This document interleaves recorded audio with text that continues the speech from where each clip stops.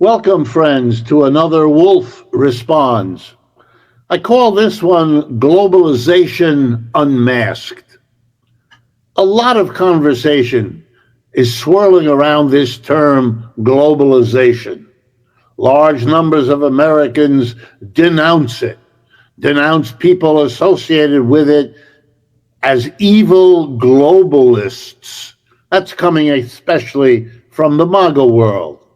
Then there are others who talk fondly about globalism as if it had to do with being warm and cuddly and welcoming different people who are diverse in their backgrounds. Then globalization sounds like another phrase for melting pot. When I was a kid going through public schools here in the United States, we learned about our country as a lovely melting pot where people from all over the world came together and melted into Americans.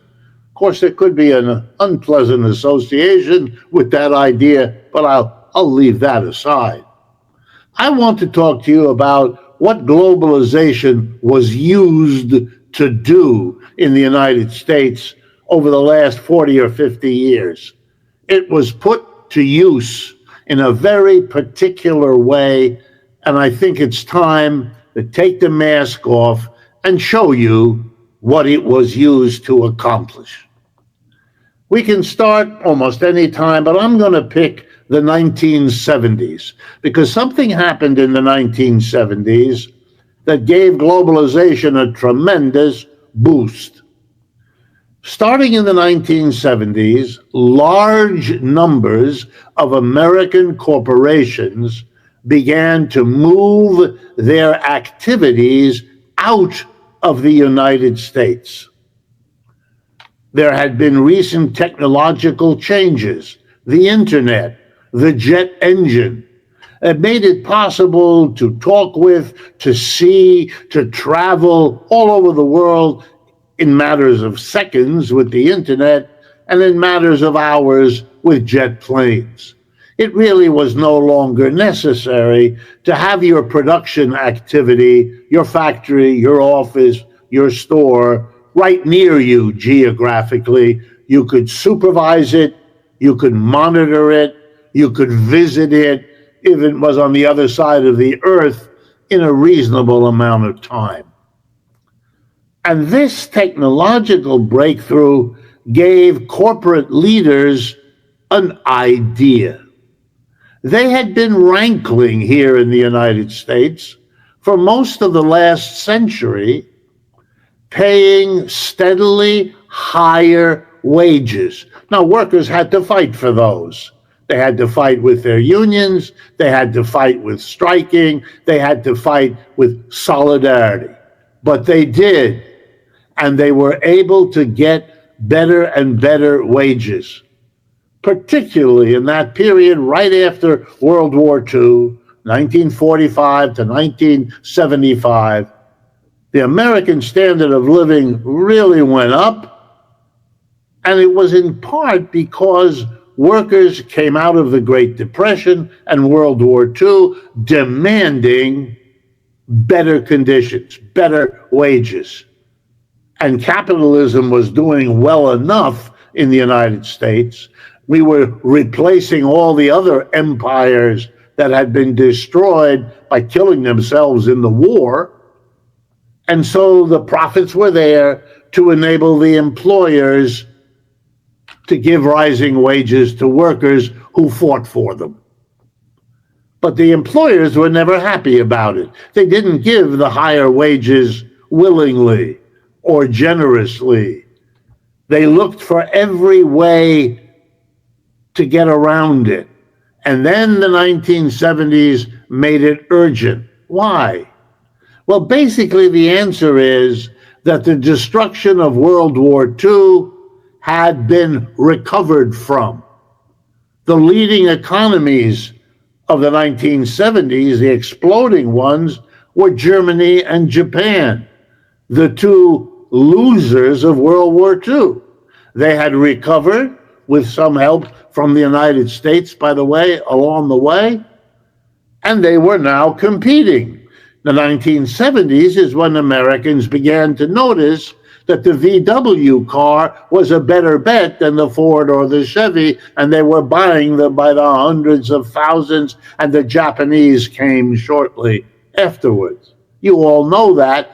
Many of you watching this program drive those cars to this day. So suddenly the United States had competitors. The Germans, the Japanese, they had recovered, figuring out smartly that if you want to beat the competitor, the biggest competitor they had was the United States, you'd have to work real hard to produce products that are either better than those coming out of the United States or cheaper, or better yet, both. And they did. And that's why we went to the Volkswagen and to the Toyota and all the rest of it. You know that story. So what did American companies do? Struck by the competition, they had gone soft. They hadn't had any competition for 25 years. It's a long time in business. And now they were paying high wages, and they couldn't just raise their prices because the competitor would take their market. So here's what they did, to make a long story short. The employers in the 1970s decided there's three ways we can drive down wages in the United States. Number one, replace workers with machines, automation. Number two, replace workers in the United States by moving production to China or to India or to Brazil. The third one, the least important, something done only for service sector jobs and agricultural jobs that you couldn't move overseas or you couldn't automate. We brought in immigrants to take service sector low-paid jobs.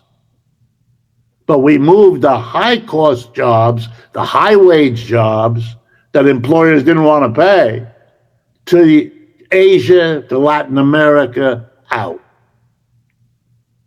Now, capitalists did it to make more money. They could get the production done over there and pay workers a small fraction of what they had come to pay American workers.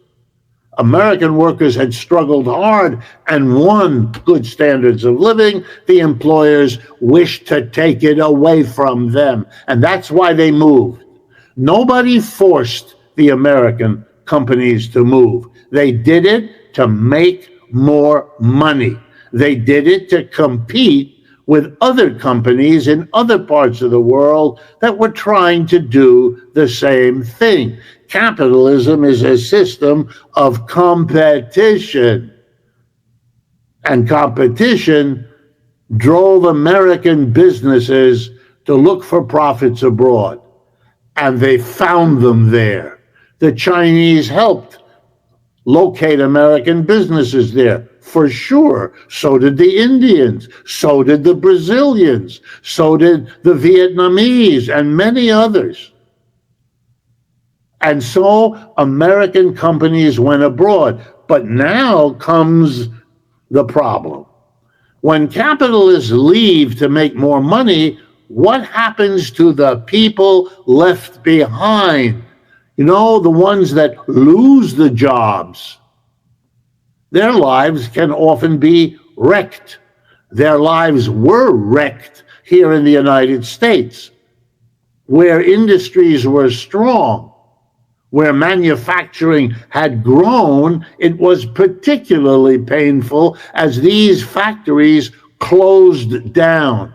I'm speaking of factories because that's where wages had gone the highest in the United States. So that was the greatest incentive for the employer to go find cheaper workers elsewhere.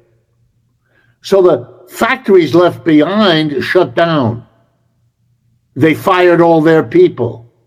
And there were no other jobs for those people to get because it was happening everywhere. American companies had to go to China because the ones who went first and got the higher profits, threaten those who stayed behind, who didn't have the same high profits. There's that competition again. So the ones who waited, seeing how profitable it was, joined the great job exodus. And the people left behind were bitter, were angry. And who were they? They were especially, get ready now, Christian, white males. Those are the ones who had done the best in the American economy of the last century, for all the reasons you all know. And so you shouldn't be surprised by who makes up the bulk of the MAGA community. Christian white males and the communities they live in, the families that they're part of, because they were savaged since the 1970s. That's half a century.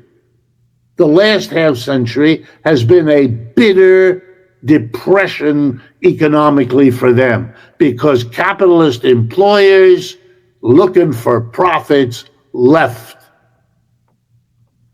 But those workers were fighting for the whole 50 years. They didn't just start now to be angry about all of this. They were angry 10 and 20 and 30 years ago. There used to be a movement against runaway shops. What'd that mean? Against shops that close and run away overseas. But of course the shop doesn't run. The workers don't run. It's the employer and them alone. A tiny minority of the people who made the decisions to move abroad. Okay. How do you fight the people who you hurt when they fight back? One of the answers that capitalism always finds is to develop an idea and to beat the bushes with it, to have it come out of the media, have it come out of politicians' mouths, have it come out of executives' mouths when they give their silly speeches on the 4th of July, have it come out of the university and the college.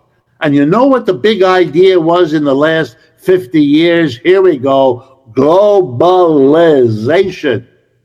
We were given endless speeches about how all Americans love globalization. We love to welcome unity with our brothers and sisters in other parts of the world.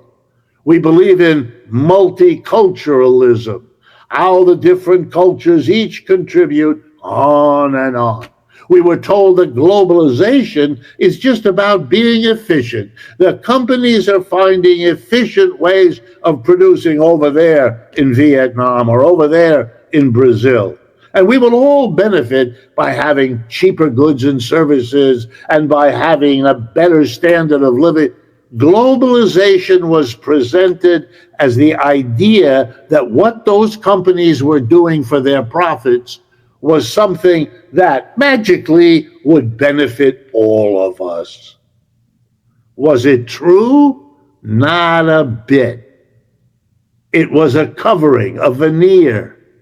Underneath it, the bitterness of all the communities hollowed out by the departure of their jobs, hollowed out by the loss of the value of their homes when that happened, hollowed out by no career for their children, who instead, turned to opioids in unbelievable numbers to express young persons' awareness of the dead end that their regions had become.